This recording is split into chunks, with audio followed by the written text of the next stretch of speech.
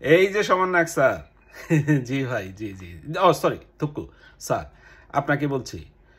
আচ্ছা, আপনার মানে আপনারা কি কখনো অশ্বডিম্ব দেখেছেন? হ্যাঁ, কি বললেন? দেখেছেন? আরে ভাই দেখবেনই তো। আরে থুকু স্যার, দেখবেনই তো।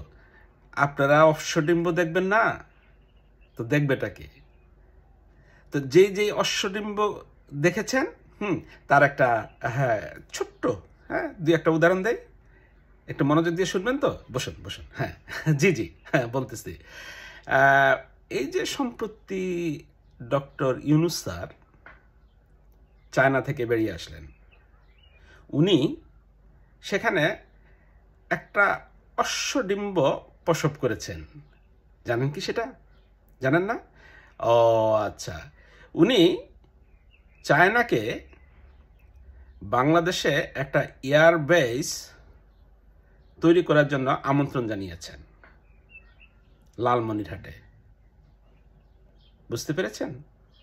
মানে এখানে চায়না এসে এয়ারবেস তৈরি করবে, ওদের আর্মি থাকবে, আর্মি বেসের যে উপকরণ সব কিছু এখানে থাকবে। চাইনিজ আর্মি এবং তাদের যুদ্ধ বিমান এখানে থাকবে। কি মনে করেন? এটা ভালো না?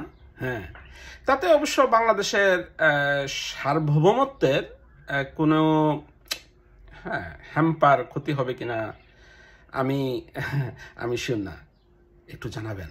হ্যাঁ, আর দ্বিতীয় অশ্বডিম্বখানি অবশ্য দেশকে উপহার দিয়েছেন আর একটু আগেই, বেশ আগেই, যেটা প্রমিস করে উনি ক্ষমতায় এসেছেন, সেটা হলো সেন্ট মার্টিন আমেরিকাকে দিয়ে দেওয়া। হ্যাঁ হ্যাঁ, উনি ওনার কথা রেখেছেন। উনি ভদ্র মানুষ এবং অত্যন্ত মেধাবী মানুষ। হ্যাঁ, উনি তো ওনার কথার বরখেলাপ করতে পারেন না, না না, সেটা হয়ই না, এবং সেটা উনি করেছেন। জি হ্যাঁ, উনি সেটা দিয়েছেন। হ্যাঁ, এখন এই যে বাংলাদেশের ভূখণ্ড দিয়ে দেওয়া ফরেন শক্তিকে, সেটা বাংলাদেশের জন্য কতটুকু নিরাপদ তার বিচার এই দেশের জনগণই করবে।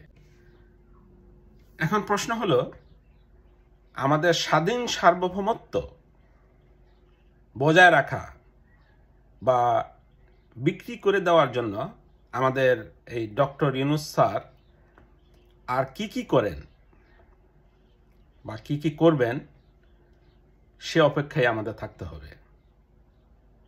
দেখি কোথায় পানি কোথায় গিয়ে গড়ায়। আচ্ছা স্যার, এখন বলুন তো, একটা সহজ প্রশ্ন করি। 1+1 কত হয়? না না না না না, অঙ্কটা জবাবটা সঠিক হয়নি।